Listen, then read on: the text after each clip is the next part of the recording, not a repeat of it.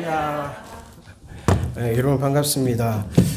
지난 10월 둘째 주일날 여러분과 말씀으로 교제를 나눴다가 두 달 만에 다시 또 이 강단에서 또 교제할 수 있는 기회를 주신 우리 또 목사님과 또 교회에 감사를 드립니다. 오늘 이 시간에도 또 말씀을 증거하는 자나 또 듣는 자가 동일하게 은혜 받고 말씀 가운데서 풍성한 교제가 일어나기를 간절히 소망합니다. 함께 기도하겠습니다. 하나님 감사합니다. 오늘 귀하고 거룩한 또 성일날 저희들을 주의 전에 불러주시고 함께 말씀으로 교제하며 은혜 나누게 하시니 감사함을 드립니다. 이 시간 성령께서 우리의 마음을 주관하여 주시고 하나님 사람의 목소리를 듣지 않고 하나님의 음성으로 받아서 우리가 그 말씀으로 통하여서 우리의 삶에 변화가 있게 하여 주시고 결단이 있게 하여 주시고 또 행동을 옮김으로 통하여서 하나님이 기뻐하시는 복된 성도들이 다 되게 하여 주시옵소서.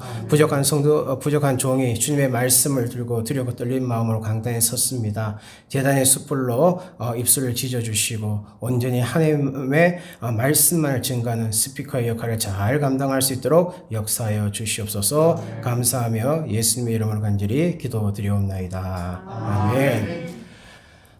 오늘 본문 말씀을 보면요, 하나님을 섬기면서도 하나님의 도우심을 받지 못했던 이스라엘 백성들의 모습이 나오고 있죠. 하나님을 섬기는 이스라엘 백성은 지금 큰 어려움을 겪고 있습니다. 왜냐하면 블레셋 사람들이 쳐들어와서 추수한 곡식과 가축을 다 빼앗아가고 온갖 괴로움을 주고 있지요. 왜 하나님의 백성들이 평안한 삶을 살지 못하고 이런 고난을 당해야만 했을까요? 그것은 바로 우상 숭배의 죄 때문이었습니다. 우상 숭배를 일삼았던 이스라엘 백성들이 블레셋으로부터 억압과 착취를 당했던 것은 어떻게 보면 당연한 결과라고 우리가 말할 수 있겠습니다. 그러나 그때에도 하나님을 바로 아는 사람이 있었습니다. 그가 누구였습니까? 바로 사무엘 선지자였죠. 그는 어렸을 때부터 하나님을 경배하고 하나님께 기도를 드렸던 사람이었습니다.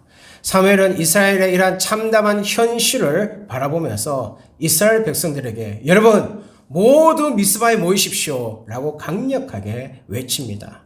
그 외치는 소리에 이스라엘 백성들은 미스바로 모였고 우상 숭배에 대한 죄를 금식하며 회개하기 시작하였습니다. 그리고 이제부터는 하나님만 섬기겠다고 그들은 결단하고 마음의 작정을 합니다. 그런데 바로 그때 그 블레셋 군대가 쳐들어왔다는 것입니다.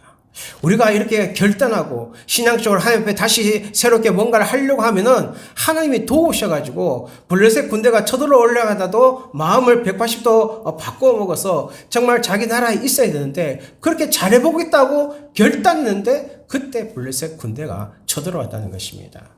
원래 마귀의 공격이 그렇습니다. 우리가 미지근할 때 정말 뜨겁지도 않고 차지도 않고 정말 밍숭밍숭하게 우리가 신앙생활 할 때는요, 우리 주변에 그렇게 별 일이 안 생깁니다. 왜요? 우리가 이미 영적으로 무기력했기 때문에 마귀가 건들지 않아도 우리는 그 어떤 하나님의 일을 하지 않기 때문에 마귀가 우리를 공격하지 않는다는 것입니다. 그러나 과거에 잘못된 습관을 던져버리고 주님의 말씀에 따라 제대로 믿어보려고 할 때에 마귀가 깜짝 놀라는 거죠. 아니 제가 영적으로 무기력하게 정말 그렇게 있었는데 왜 갑자기 변화됐지? 왜 갑자기 하나님의 일을 한다고 저렇게 설치지? 그때부터 어떻게 합니까? 공격력을 갖추고 우리를 공격하기 시작한다는 것이죠. 그럴 때 우리가 고난이 오고 핍박이 오고 어려움이 온다는 것입니다.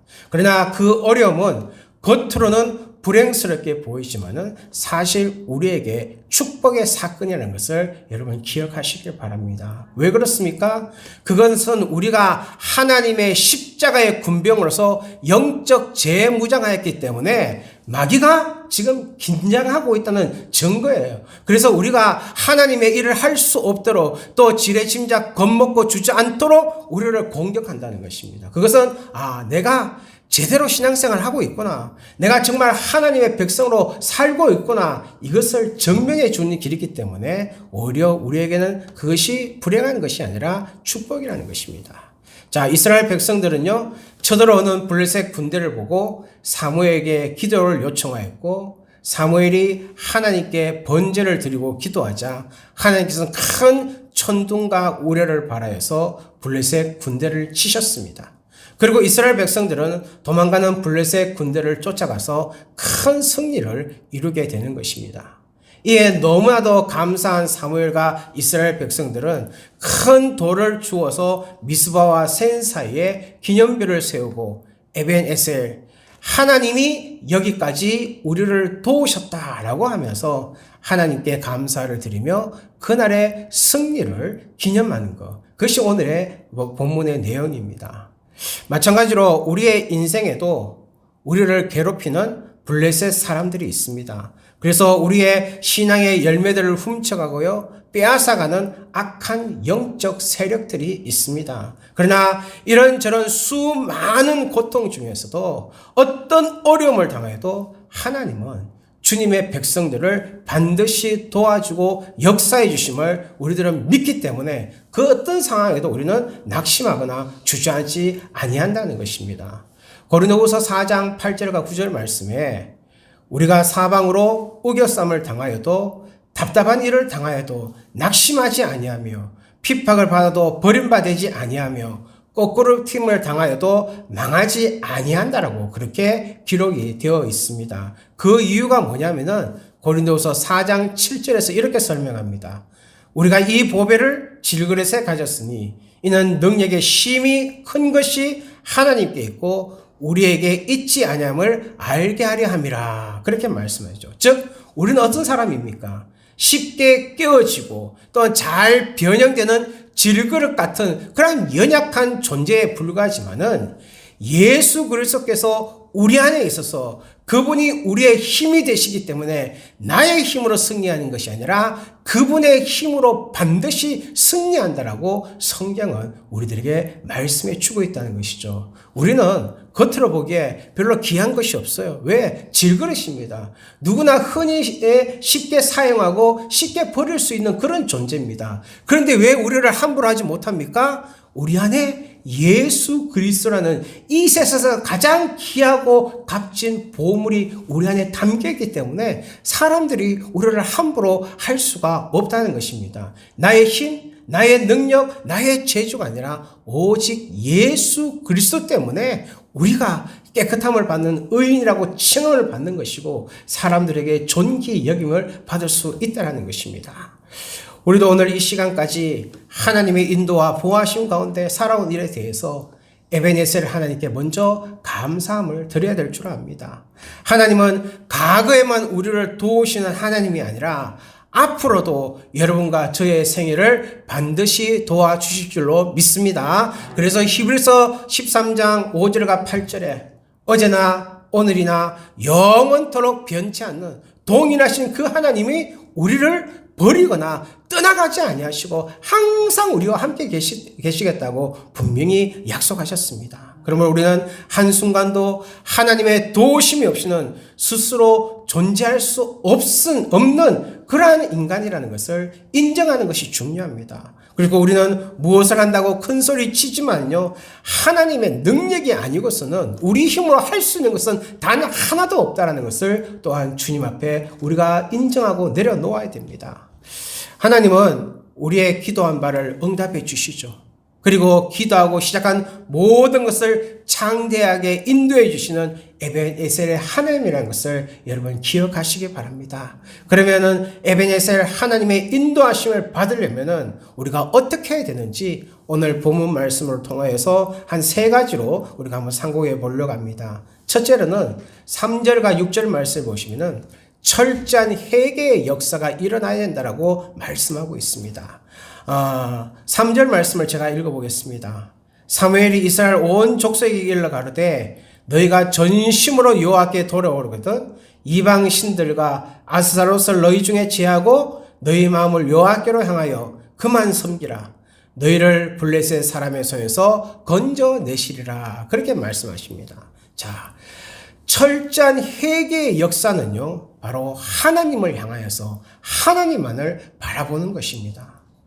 우리의 신앙생활에 참된 회개가 없이는요, 온전한 신앙의 부흥을 기대할 수도 없고요, 신앙의 부흥이 일어나지도 못하는 것입니다. 그러므로 우리는 항상 먼저 그의 나라와 그의 의를 구하라는 말씀처럼 전능하신 하나님만 우리는 바라봐야 된다는 것이죠. 그래서 해바라기가 정말 꽃을 활짝 피게 해서 해를 바라보는 것처럼 우리는 하나님만을 바라보는, 주님만을 바라보는 주바라기의 신앙을 가질 때에 우리의 신앙이 참되게 부흥하고 성장하고 성숙할 수가 있다는 것입니다. 자, 오늘 본문 말씀에 철저하게 회개하라고 말하는데 철저하게 회개의 역사가 나타내기 위해서 먼저 선행되어야 될 것이 있습니다. 3절 말씀해 보니까 우상을 제거하고 하나님을 향하라고 말씀하고 있죠.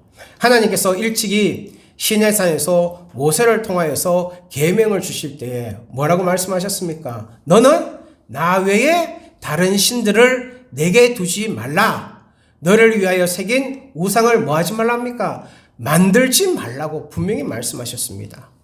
하나님은 왜 우상을 만들지 말라고 하셨을까요? 하나님은 인간이 만든 우상으로 표현될 수도 또한 제한될 수도 없는 위대하고 강대하신 분이기 때문입니다. 하나님은 전지전능하신 영이시기 때문에 이 세상의 그 어떤 모양으로 표현될 수가 없는 분이에요. 창조주 하나님을 어떤 그 피조물의 형상에 가둬놓을 수가 있겠습니까? 그래서 하나님께서 우상을 만들지도 말라고 말씀하신 것입니다. 그리고 왜 우상을 만들지 말라 했느냐? 그 우상이 어디서부터 나오냐? 바로 인간의 탐욕에서부터 출발하기 때문입니다. 우상은 하나님을 위해서 만드는 것이 아니죠. 인간 자기 자신을 위해서 만듭니다. 그래서 그 우상을 통해서 복을 받으려는 인간의 욕심의 발로가 우상이라는 그 형상으로 드러난다는 것입니다. 영이신 하나님은요, 하나님의 뜻에 우리가 맞추도록 요구하시지만은 인간은 자신들에게 자신의 요구, 자신들의 그러한 그 소원, 자신의 이익을 들어줄 그런 실은 요구하고 있는 것이죠. 보십시오. 이스라엘 백성들은요, 자신들은 변하지 않고 자꾸 자신들의 욕심을 채워줄 우상을 필요로 했습니다. 우리가 출애굽한 이스라엘 백성들이 이제 하나님께서 모세를 불러셔서 그 율법을 주시기 위해서 시내산에 부르시잖아요. 그래서 모세가 40일 동안 거기서 금식하며 기도하고 있었습니다. 그러면 산 아래에 있는 이스라엘 백성들은 뭐 해야 되겠습니까? 아니, 하나님이 세우신 우리의 지도자가 저렇게 금식하고 기도하고 있으니까 그들도 동일하게 하나님께 기도하고 예배하고 금식하면서 동참해야 되는데 그들은 자신을 인도할 지도자가 사라졌다고 그렇게 그들은 두려워하고 걱정하면서 오히려 아론을 찾아가가지고 우리를 인도해낼 그런 신을 만들어내려고 하잖아요.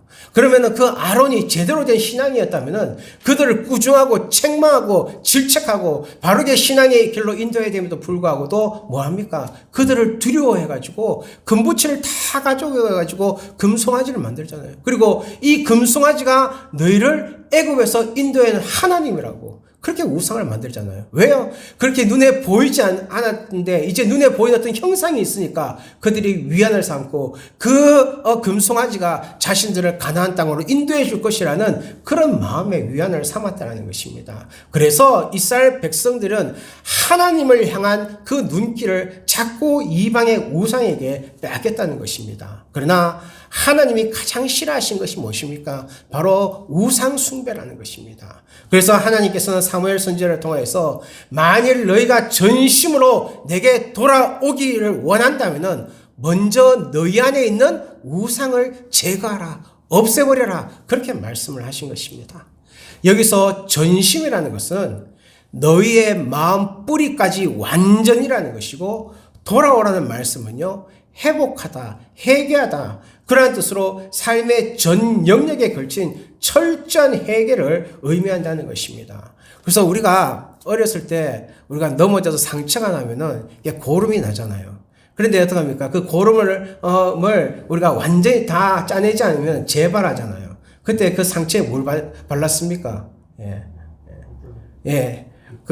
우리가 연고 같은 걸 바르잖아요. 그죠? 그러면 그 연고를 바르고 있으면, 고약을 바르면은요, 그 고약을 며칠이 지나고 나면은, 어떡합니까? 탁 뛰면은, 고름에 뿌리까지 싹 사라집니다. 그래서 거기에 상처에 구멍이 나지만은 시간이 지나면 어떡합니까? 살이 다시 채워져 가지고 원래 같이 정말 그런 깨끗한 살로 변하는 거 아닙니까? 해결하는 게 그러는 것이요. 전심이라는 것이 우리의 마음의 뿌리에 있는 그 죄의 뿌리까지 완전히 다 도려내야 된다는 것을 의미한다는 것이죠. 그런데 감사하게도 4절을 보면은 사무엘 선지자의 말씀대로 이스라엘 백성들은요, 자신들이 섬기는 이방 신들을 버리고 하나님께로 돌아왔습니다. 사랑하는 성도 여러분, 오늘날도 철저한 해결을 위해서 먼저 내 안에 있는 우상을 제거해야 된다는 것이죠.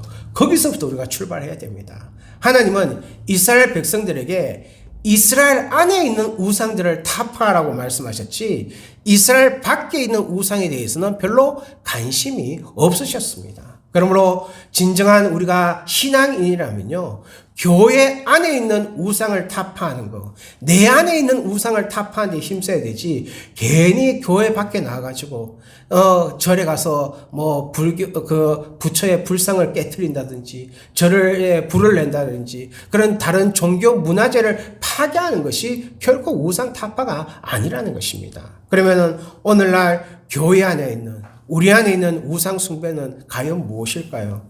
한마디로 우상 숭배가 뭡니까? 하나님보다 더 사랑하고 더 우선순위에 드는 것을 우리는 우상이라고 말하는 거 아닙니까? 다시 말해서 하나님보다 돈을 더 사랑하면요, 그 돈이 우상입니다. 하나님보다 나의 명예를 더 생각하면 내 명예가 우상이에요. 하나님보다 나의 자녀를 더 우선시하면요, 나의 자녀들이 그렇게 우상이 될 수 있다라고 말씀하고 있는 것입니다. 그러므로 먼저 하나님의 나라와 그 나라의 공의를 구하지 아니하고 자신의 이익을 구하는 것, 이것이 한마디로 우상 숭배라고 성경은 우리들에게 가르쳐 주고 계십니다. 그래서 하나님을 목적에 두지 않고 하나님을 오히려 수단에 두는 것. 그래서 오늘도 정말 이 땅에 많은 거짓 그리스도인들, 또한 가짜의 신앙을 갖고 있는 성도들은 어떻습니까?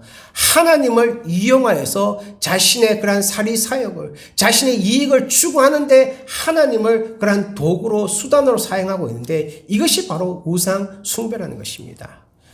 독일의 위대한 신학자 가운데 폴 틸리에라는 분이 있습니다. 그분이 말씀하시기를 가장 큰 우상은 바로 인간의 교만이라, 그렇게 말씀하셨어요.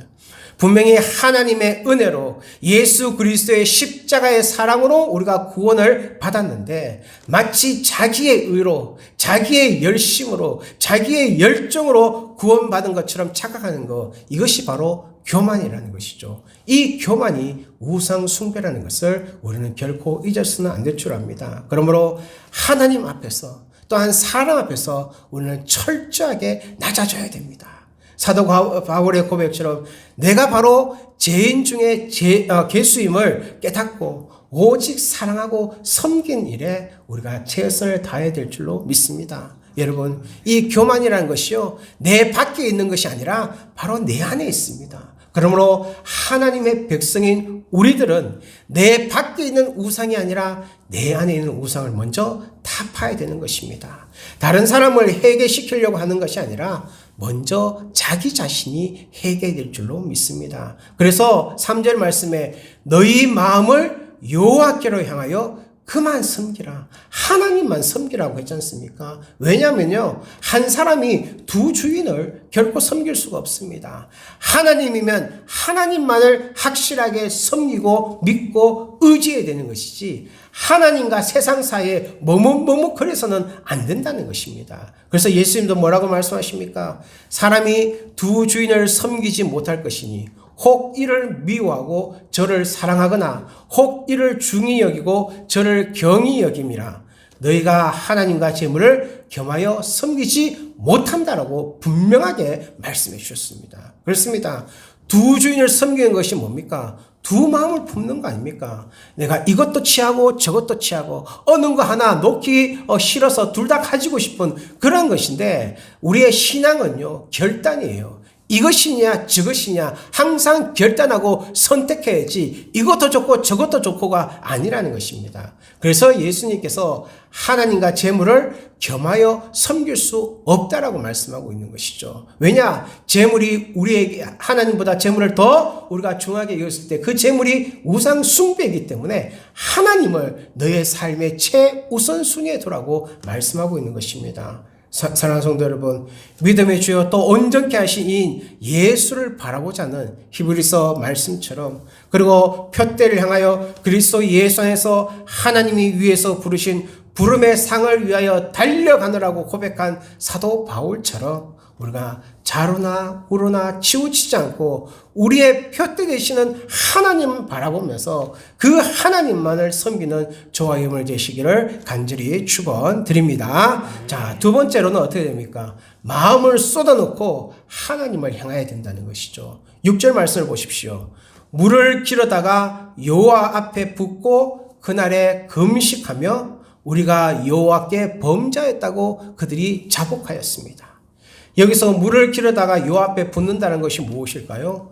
물을 땅에 쏟는 것처럼 내 마음을 하나님 앞에 다 쏟아내고 또 한 번 쏟은 물을 다시 담을 수 없는 것처럼 내가 회개한 그 죄를 다시 주워 담지 않겠다라는 그러한 결단과 그러한 내용이 그 안에 포함된 것입니다. 그래서 세례 요한도 첫 일성이 뭐였습니까? 회개하라 천국이 가까우니라 하였고, 예수님께서도 복음의 첫 번째 외침이 회개하라는 그 말씀이었습니다. 왜냐? 천국은 회개하는 자에게 임하기 때문입니다. 성령께서 임하여 은혜를 주시는 것도 죄를 깨닫고 회개하는 사람에게 은혜를 주신다는 것을 우리가 기억을 해야 될 것입니다. 여러분, 우리가 잘 아는 다윗 왕을 보세요. 그는 바세바를 범한 일로 나단 선지자의 책망을 듣게 되잖아요. 그리고 자신이 얼마나 심각한 죄를 깨닫는지 그것을 알고 난 다음에 그가 철저하게 회개하는데, 성경은요 침상을 눈물로 푹 적시기까지 회개함을 통해서 제삼을 받았다라고 말씀하고 있습니다. 그가 하나님 앞에서 정말 그 자신의 그 탐욕을 이기지 못하고 자신의 그냥 충성스러운 그 부하의 아내를 그 취한 거, 그는 대수롭게 생각하지 않았지만은, 그러나 나단 선지자를 통해 하나님의 책망을 받고 무서운 심각한 죄를 깨닫고 난 다음에는요 그렇게 철저하게 회개를 했다는 것입니다. 다니엘은 어떻습니까? 그 동족의 죄를 회개하며 옳았다 하셨습니까? 이스라엘이 왜 바벨론의 포로로 잡혀갔습니까? 그들이 하나님을 제대로 섬기지 못하고 교만하고 우상숭배해서 하나님께서 징계 차원에서 그들을 바벨론 포로로 잡혀가게 하셨죠. 그래서 다니엘도 함께 잡혀가면서 다시는 그와 같은 죄를 짓지 않기 위해서 그는 하루에 3번씩 철저하게 하나님께 기도할 때에 동족의 죄를 위해서 정말 그가 회개하면서 옳았다고 말합니다. 예레미야도 백성들의 죄악을 인하여 장차 임하게 될 하나님의 진노를 생각하면서요 정말 눈이 상하도록 그렇게 회개의 눈물을 흘렸습니다. 그래서 예레미야 선지자의 별명이 뭡니까? 하도 많이 울어가지고 눈물의 선지자라고 말하지 않습니까? 여러분, 진정한 회개가 무엇일까요? 회개는요 한문으로 뉘우칠 해자와 고칠 해자입니다. 다시 말하면 회개란 것은 죄를 뉘우치고 고치는 것을 의미합니다. 죄를 뉘우치는 것만으로는요 진정한 회개가 되지 않습니다. 그런데 우리가 잘하는 것은 뭡니까? 죄를 뉘우치긴 잘해요. 자신이 잘못했다는 것을 뉘우치긴 잘합니다. 그런데 뉘우치고 난 다음에 또 돌아서서는 똑같은 죄를 반복해서 짓는다는 것이죠. 진정한 회개가 되기 위해서는 죄를 뉘우쳤다면 죄로부터 돌아서서 하나님을 향할 때에 그때 진정한 회개가 되어지는 것이죠. 한마디로 회개란 것은 뭡니까? 하나님을 떠났던 사람이 하나님께 다시 돌아와서 다시 하나님과 올바른 관계를 맺는 것, 그것을 우리는 진정한 회개라고 부르는 것입니다. 누가복음 19장에 삭개오라는 사람이 나오죠. 그는 세리장이었고 부자였습니다. 당시 세리장은 엄청난 부를 축적할 수 있는 그런 자리였어요. 로마의 세금을 바치기 위해서 그 동족 이스라엘 백성들에게 정말 세금을 걷어들이는데, 세금을 드릴 때에 정한 양을 걷어들이는 것이 아니라 로마가 얼마를 내라고 말하면요, 그 이상의 세금을 걷어들입니다. 그리고 로마에게 세금을 내고 나머지는 자기가 축적을 하기 때문에 그들이 부자가 아니 될 수가 없는 것이었습니다. 비록 동족의 미움을 받고 따돌림을 당한다 할지라도요, 엄청난 부를 소유하고 있었기 때문에 감히 어떤 사람이 자신을 향하여서 그렇게 함부로 대들 수가 없는 거예요. 특히 이 삭개오는 키가 작은 난장이었잖아요. 몸에 장애가 있었지 않습니까? 얼마나 사람들이 손가락질하고 무시하고 경멸할 수 있겠습니까? 그런데 왜 그렇지 못했습니까? 자신이 갖고 있는 이 물질의 힘 때문에 그는 오히려 기세 등등하게 사람들에게 호통을 칠 수 있었던 것입니다. 그런 세리장 삭개오가 예수님을 만나며 한순간에 무너져서 회개를 합니다. 회개한 삭개오가 주님께 이렇게 고백하죠. 주여 보시옵소서. 내 소유의 절반을 가난한 자들에게 주겠사오며 만일 이것을 토색하는 일이 있다면 4배나 갚겠나이다. 그렇게 말합니다. 이 고백은 제가 지금까지는 남의 것을 제가 애써 훔치고 착복했지만요, 이젠 앞으로 남의 것을 내가 토색하지 않겠습니다. 또한 지금껏 남의 것을 착취한 것이 있다면 제가 4배로 갚겠습니다. 그리고 자신이 소유하고 있는 재산 가운데 절반을 어려운 이웃을 위해서 나누겠습니다. 라는 말도 빼놓지 않았습니다. 이런 삭개오의 고백은 지금까지 살아온 삶과는 180도 다른 삶을 살겠다는 말인 것이죠. 해결한 것이 뭡니까? 하나님 없이 또는 하나님께서 원하신 바와 다른 삶을 살아온 지금까지의 삶을 버리고 하나님께서 기뻐하시는 새로운 삶을 살겠다라는 그러한 결단이 반드시 동반되어야 된다는 것입니다. 이사야 1장 18절 말씀에 여호와께서 말씀하시되 오라 우리가 서로 변론하자. 너희 죄가 주홍 같을지라도 눈과 같이 이어질 것이요 진홍같이 붉을지라도 양털같이 희리라고 분명히 말씀하셨습니다. 하나님은 죄가 없다고 하는 의인을 찾는 것이 아니라 죄가 있지만 그 죄를 속죄의 십자가 앞에 내놓고 회개하는 사람을 용서해 주시는 줄로 믿습니다. 바로 이 회개 운동이 누구부터 시작해야 됩니까? 바로 나 자신, 나 한 사람부터 일어나야 된다는 것입니다. 니느웨 성의 민족적인 회개 운동은요, 요나 선지자 한 사람부터 시작이 되었습니다. 그로 통하여서 일어난 회개 운동의 결과가 어떻게 되었습니까? 하나님의 진노와 멸망을 막고요, 하나님의 계획을 변경시켜서 민족 대구원의 역사가 일어났습니다. 또 하만의 계략으로 몰살 위기에 있던 이스라엘 민족은요, 왕후 에스더를 비롯한 온 이스라엘 민족의 회개 운동으로 말미암아 하만의 계획을 완전히 뒤엎어버리시고 오히려 원수를 진멸하는 전화위복의 역사, 민족 대구원과 대반전의 역사가 나타났음을 우리는 에스더서를 통하여서 너무나 잘 알고 있습니다.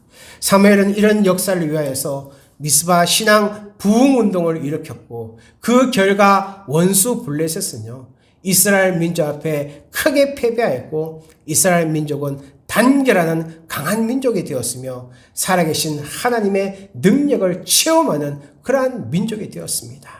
오늘 이 시간 우리 성도님들이 그 무엇보다도 하나님의 도우심을 받기를 원한다면요, 오늘 우리가 다 의로워져야 됩니다. 다 십자가의 보혈로 깨끗이 씻음을 받아야 될 줄로 믿습니다. 그리고 우리가 하나님의 말씀으로요, 다 영적 대수술을 받아야 됩니다. 성령의 불로 우리의 죄가 다 소멸되어야 됩니다. 우리의 생각도 바뀌어야 되고 우리의 행동도 고쳐져야 되고 우리의 삶의 모든 목적과 이정표가 하나님의 선하신 뜻에 일치되어야 될 줄로 믿습니다. 그럴 때 우리가 정말 하나님이 원하시는, 정말 하나님의 마음을 기쁘게 하고 시원케 하는 그런 진정한 신앙인으로 거듭날 수가 있다는 것입니다. 그래야 할 때 하나님이 반드시 우리를 붙잡아 주시고 우리 가운데 역사해 주시는 것이죠.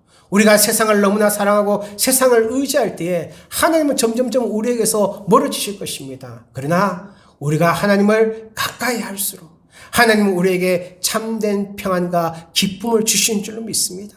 하나님을 가까이 할수록 우리에게 능력을 입혀주시고 우리에게 참된 사랑을 누리게 하신다는 것이죠. 그러므로 우리가 에베네셀 하나님의 인도하심을 받으려면요, 먼저 내 자신을 십자가 앞에 철저히 쏟아버리는 회개가 있어야 될 줄로 믿습니다. 자, 두 번째로는 5절 말씀해 보니까 어떤 위기에 처해도 하나님께 기도해야 된다고 말씀하고 있습니다. 자, 블레셋은 이스라엘을 사방으로 우겨쌌어요. 이스라엘은 생명의 존폐의 그런 위기 앞에 지금 놓여 있습니다. 저들은 막다른 골목에 있을 때에 사무엘 선지자는요, 온 이스라엘 백성들을 지금 미스바로 모이게 했죠. 그리고 5절에 보니까 사무엘이 가로되 온 이스라엘은 미스바로 모이라.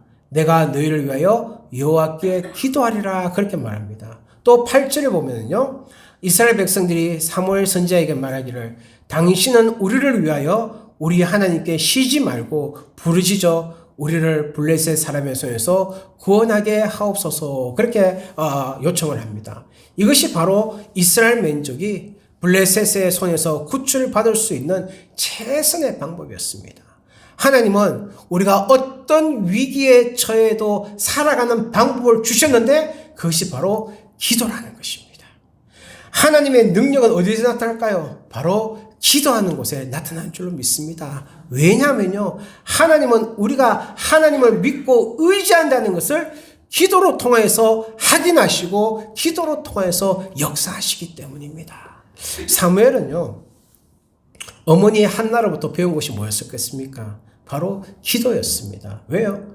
한나가 자식이 없어서 심히 애통하고 안타까워했지 않습니까? 그래서 그 자식을 하나님께 달라고 그렇게 성전에 가서 얼마나 간절하게 기도했는지 엘리 제사장이 술 취한 여자가 와서 술 주정하는 걸로 착각할 정도로 그렇게 다른 거 신경 안 쓰고 다른 사람 시선 의식하지 않고 하나님 앞에서 간절하게 부르짖어서 그 사무엘을 잉태하게 됐지 않습니까? 그래서 그는 어릴 때부터 기도를 어머니를 통하여 기도를 배웠을 것이고 그 기도를 통하여 하나님의 도우심을 많이 체험했습니다. 그래서 사무엘은요, 절대 다른 방법을 취하지 않았습니다. 오히려 블레셋 군대가 앞으로 쳐들어올 것이니까 우리가 군사력을 강화시켜야 돼. 무기를 많이 우리가 생산해야 돼.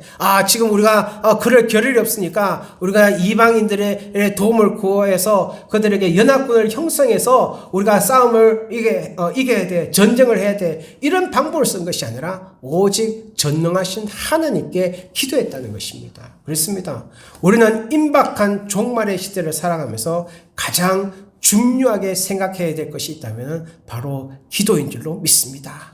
내 영혼아 깨어 기도하라고 우리 자신에게 기도를 재촉하고 또 무엇보다도 교회 전 성도가 기도로 무장되어진다면 하나님께서 더 좋은 길을 벤추라 가오니 장로교회와 우리 성도님들에게 주실 줄로 믿습니다. 그래서 우리가 살 수 있는 유일한 길이 뭐라고요? 기도뿐이라는 것입니다. 하나님은 분명히 예레미야 33장 3절에서 너는 내게 부르짖으라 내가 내게 응답하겠고 내가 알지 못하는 크고 비밀한 일을 내게 보이라고 말씀하셨습니다. 주님께서 우리에게 우리에게 요청하신 게 뭡니까? 주님 앞에 나와서 부르짖으라는 거예요. 간구하라는 거예요. 그러면 하나님이 주시겠다라고 말씀하고 있습니다. 그런데 주시는데요, 우리가 상상하고 기대하는 그 이상을 주시겠다고 말씀하고 있는 거예요. 하나님이 손에서 이미 우리에게 선물을 주려고 갖고 있는데 우리가 간구하지 않아서 받지 못한 것이 너무나 많다는 것을 기억하시기 바랍니다.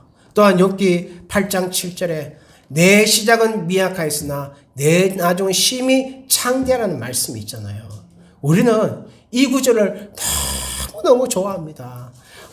제가 한국에 사역할 때도 개업하면은 꼭 개업 예배 가면은 이 성구 액자를 들고 가기도 하고 웬만한 성도들 집에 가면은 이 구절이 하나씩 걸려 있는 것을 볼 수 있습니다.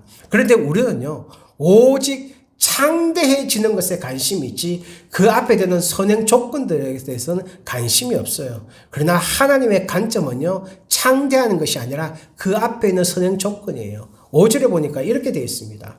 하나님을 부지런히 구하며 청결하고 정직할 때 창대케 해준다고 말씀하셨어요.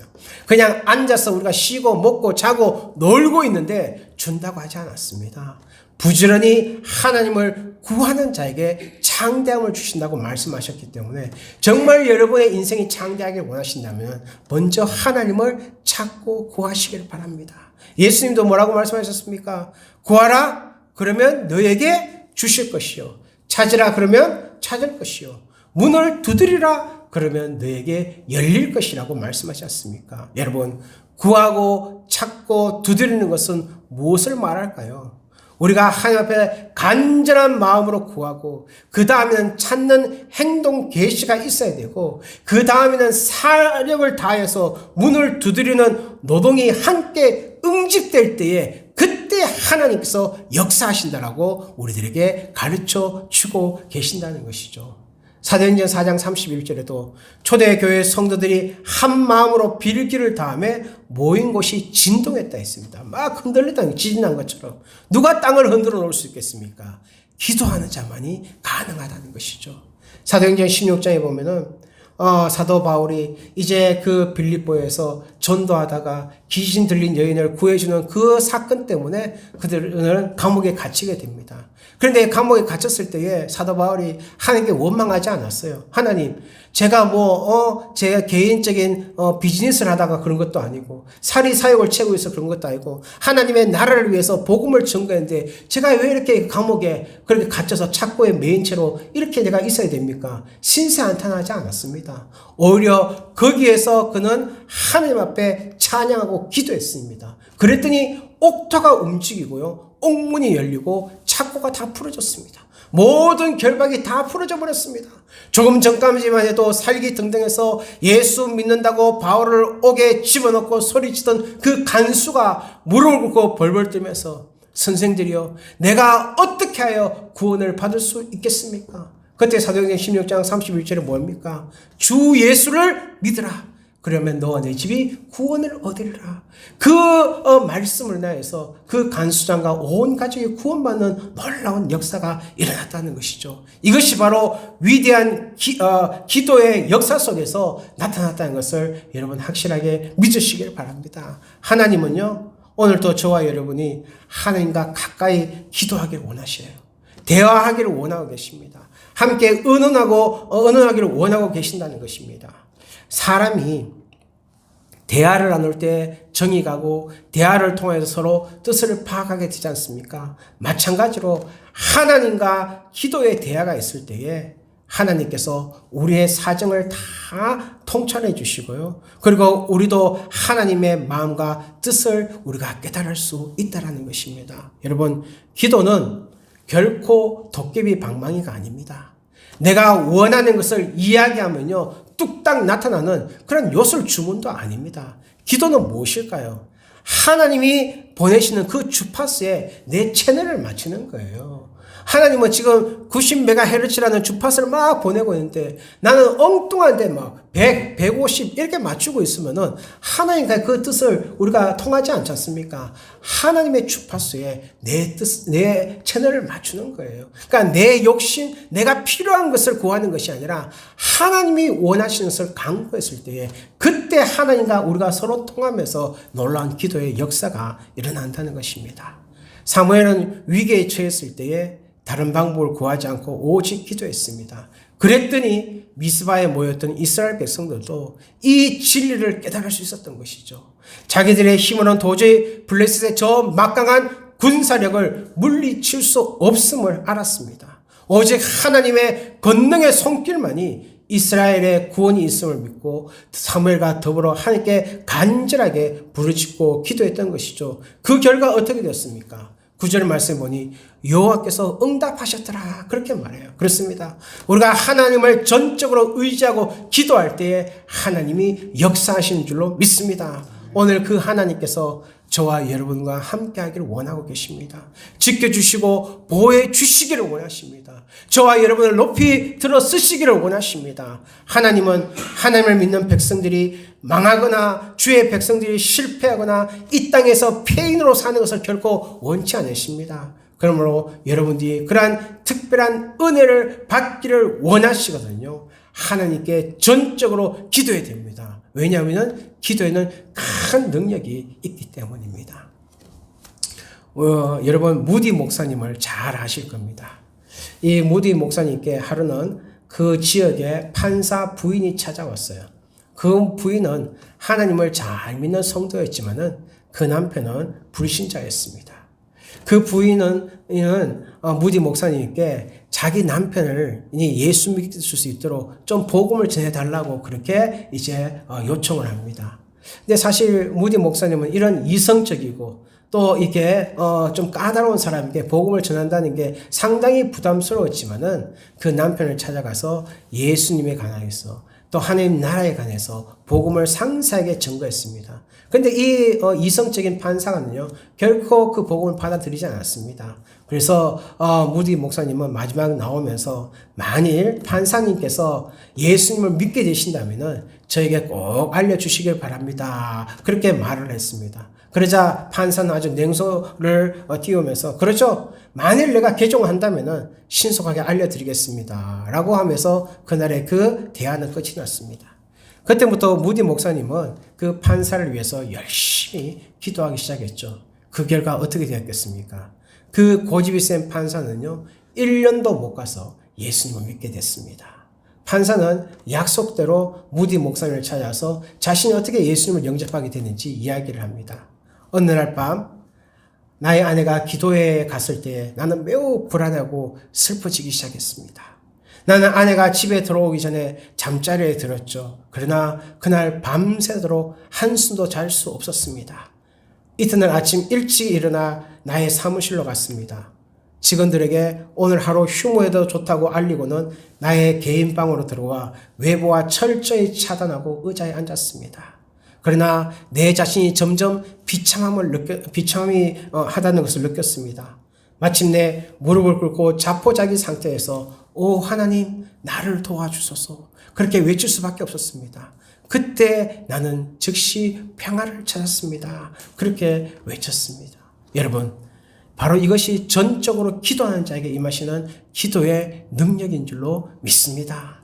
시간이 많이 되어서 제가 한 가지 이야기만 하고 마치려고 합니다. 사실 저도 얼마 전에 이어갔던 비슷한 경험을 했습니다. 제가 2011년도에 이제 벤츄라 열문 장로교회에 부임을 하고 1년 후인 2012년도에 김강필 성도님 한 분을 소개받게 되었습니다. 그분이 과거에는 신앙생활을 잘 하셨는데 교회에 큰 상처를 입고 이제 한 20-30년간 신앙생활을 쉬고 계시는 분이셨어요. 그래서 제가 그분에게 이제 복음도 전하고 또 예수님에 대해서 설명을 하면요, 이렇게 거부하셨습니다. 그분이 차가 없으셨기 때문에 제가 코스코에 모셔가서 장도 봐드리고 같이 식사도 하고 그렇게 교제를 했지만은 하나님에 대해서 교회 이야기 나오면요, 질색팔색을 하신 분이었습니다. 그렇게 시간이 지났습니다. 그래서 지난 9월 1일 날에도 그분을 이제 만났어요. 이제 장 봐드리고 일 보기 위해서 만났는데 그분이 건강이 예전 같지 않는 거예요. 한 달 전에 만났을 때에도 저보다 식사를 더 잘 하셨거든요. 그런데 계단을 내려오기 힘들어 하시고 계단에 주저앉아서 기침을 하시는데 각혈을 하시더라고요. 그래서 제가 병원에 이제 모셔갔습니다. 응급실에 가서 이제 체크업을 하니까 폐에 물이 많이 찼고 또 거기서 이제 조직 검사를 하니까 폐암 4기 또 후두암인 거예요. 그러니까는 이제는 손쓸 큰 겨를이 없었던 거였습니다. 그래서 제가 그분한테 이제 하나님 믿으시겠냐고, 예수님 영접하시겠냐고, 그랬더니 이제 하나님 믿겠다고, 내가 내 영혼을 하나님 빨리 천국에 데려가 달라고 그렇게 제가 기도하겠다고. 그래서 제가 그 자리에서 같이 손을 잡고 영접 기도를 드렸습니다. 그것이 9월 27일 날 수요일 날 아침이었습니다. 그리고 제가 목요일 날 갔는데 진통제 때문에 잠에 취해 계시는지 이렇게 잘 눈을 못 뜨시더라고요. 근데 그날 오후에 간호사가 전화 왔는데 제가 영접 기도하고 난 그 몇 시간 후에 의식을 잃으신 거예요. 그러시고 금요일 날 아침에도 가니까 또 여전히 의식이 없으셔서 제가 손 붙잡고 이제 성도님 하나님께 영혼을 부탁드리시고 천국에서 편히 쓰세요. 그렇게 기도드리러 돌아왔는데 1시간 후에 하나님 품에 안기셨습니다. 제가 그분을 전도하는데 11년이 걸렸어요. 11년이. 그게 바로 하나님이 포기하지 않은 이상 나도 포기하면 안 되겠다. 그 마음을 갖고 기도하고 전도했더니 하나님이 그 영혼을 불쌍히 여기셔서 저를 이 벤추라 지역에서 못 떠나게 하신 거예요. 그 영혼을 구원하시기 위해서. 그래서 저는 이번 추수감사절이 그 어떤 추수감사절보다 너무 기뻤습니다. 왜요? 그 하나님께 귀한 물질 드리는 것보다 한 영혼을 저 앞에 올려드렸다는 것이 너무나 감사했던 것입니다. 여러분, 이것이 바로 기도의 능력입니다. 그러므로 여러분들도 삶의 큰 위기를 만날 때나 또한 믿지 않는 가족들의 구원을 위해서 전적 기도함으로써 응답받으시기를 간절히 소망을 합니다. 오늘 결론적으로 13절 말씀을 보십시오. 이에 블레셋 사람이 굴복하여 다시는 이스라엘 경내에 들어오지 못하였으며 여호와의 손이 사무엘에 사는 날 동안 블레셋 사람을 막으시매라고 말씀하셨습니다. 그래서 이스라엘의 평안이 임하여서 에벤에셀 하나님을 바라보게 되었던 것입니다. 그러므로 우리들도 정말 하나님 앞에서 우리가 드리는 이 예배가 오늘 내 생의 마지막 예배인 것처럼 정말 우리가 최선을 다하여서 주님 앞에 철저하게 우리가 회개하고 우리가 나 자신은 그런 심령으로서 기도하며 나갈 때에 하나님께서 우리들을 통하여서 역사하신다는 것입니다. 사무엘이 세웠던 돌은요, 에벤에셀로서 도움의 돌입니다. 여호와께서 여기까지 우리를 도우셨다는 것이죠. 우리에게도 이와 같은 경험과 간증이 있으며 찬송이 있습니다. 우리에게도 에벤에셀의 하나님이 있습니다. 지금까지 신앙생활하는 동안 참으로 어려운 일이 많았음에도 불구하고 하나님은 우리들과 함께 하셔서 우리를 도우셨습니다. 그 결과 우리가 지금 이 자리에서 에벤에셀 하나님께서 여기까지 우리를 도우셨다라고 외치며 고백할 수가 있는 것이죠. 2023년 12월 한 달 남았습니다. 지난 11개월을 돌아와도 하나님의 도우심이 없었다면 우리가 이 자리에 나와서 예배 드릴 수가 없는 것이죠. 하나님께 남은 한 달, 아니 앞으로 남은 우리의 인생도 주님 앞에 의탁하며 또한 주님께서 지켜주실 것으로 믿고 확실하게 우리가 믿고 걸어나갈 때에 우리의 삶이 더 기쁨과 평강이 넘칠 줄 압니다. 우리는 계속해서요, 예수님이 걸어가신 골고다 언덕의 길, 십자가의 길을 걸어가야 합니다. 그러나 그 길은 하나님의 도우심이 없으면요 결코 갈 수 없는 길이에요. 우리가 에벤에셀 하나님의 도움을 지속적으로 받기 위해서는 내 속에 있는 우상을 제거하고 힘들고 어려운 여건 속에서 낙심하지 말고 주님의 이름을 간절히 부르짖으며 내 몸을 하나님이 기뻐하실 거룩한 산제사로 드려야 되는 것이죠. 바로 그때 에벤에셀 하나님의 영원한 나의 하나님을 되심을 믿으시기 바랍니다. 아무쪼록 이 자리에 참여 우리 모든 성도님께서 하나님께서 놀라게 베풀어 주시는 에벤에셀의 은혜를 누리시길 바라며 아울러 그 은혜의 기념비를 마음에 새겨 항상 하나님만을 바라보며 일평생 에벤에셀 하나님을 찬양하는 삶이 되시기를 주님의 이름으로 간절히 축원드립니다. 기도하겠습니다. 하나님, 오늘도 부족한 종의 입술을 통하여 주님의 말씀을 감히 대언하였습니다. 혹시 잘못 해석된 것이 있다면 성령 하나님께서 제거해 주시고 살아계신 하나님의 말씀만이 우리의 말씀에 남아서 우리의 삶을 변화시켜 주시고 에벤에셀 하나님, 지금까지 여기까지 우리를 도우시고 앞으로 지키실 그 하나님을 의지하면서 우리가 전심으로 하나님께 구하고 또 예배하고 하나님이 기뻐하시는 복된 길을 걸어갈 수 있는 하나님 우리의 삶이 되게 하여 주시옵소서. 감사하며 예수님의 이름으로 간절히 기도드리옵나이다. 아멘. 귀한 말씀 감사를 드립니다.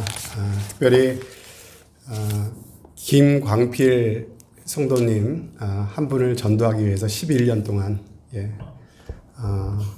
차가 없으신 분 운전사 노릇을 해가시면서 장도 봐드리고 병원도 모셔다 드리고 한두 달이 아니라 11년입니다. 여러분, 저라면 그렇게 할 수 있었을까 이런 생각을 하면서 결국 하나님께서 그 귀한 마음을 보시고 마음을 열어주시고 그 영혼을 구원해 주셔서 올 한 해 추수감사를 맞이해서 정말 감사했다는 그 말씀이 제 마음에 깊은 감동으로 남습니다. 그리고 목사님께서 또 미처 이야기하지 못한 부분도 있습니다. 제가 원래 목사님을 좋아했지만은 더 좋아하고 존경하게 된 그런 계기가 됐는데요. 그 성도님이 돌아가시고 나서 아파트에 가보니까는 현금이랑 예금이랑 약 한 2만 불 정도가 있었습니다. 예, 이거를 목사님이 그냥 교회에 드릴 수도 있고, 목사님 교회에, 아니면 개인으로 쓸 수도 있는데, 그걸 그대로 다 네팔이랑 캄보디아 선교로 다 보냈다는 그런 이야기를 들으면서 또 제 마음에 또 깊은 감동이 됐습니다. 11년 동안 다른 곳에 갈 수 있는 기회도 많이 있었지만은 가지 않고 이곳에 머물도록 하신 것이 그 한 영혼 때문이다. 예. 그 한 영혼을 사랑하는 그 귀한 마음 하나님께서 참으로 귀하게 받으신 줄로 믿습니다. 예. 우리 함께 다 일어나셔서 427장 우리 함께 찬송 부르시겠습니다.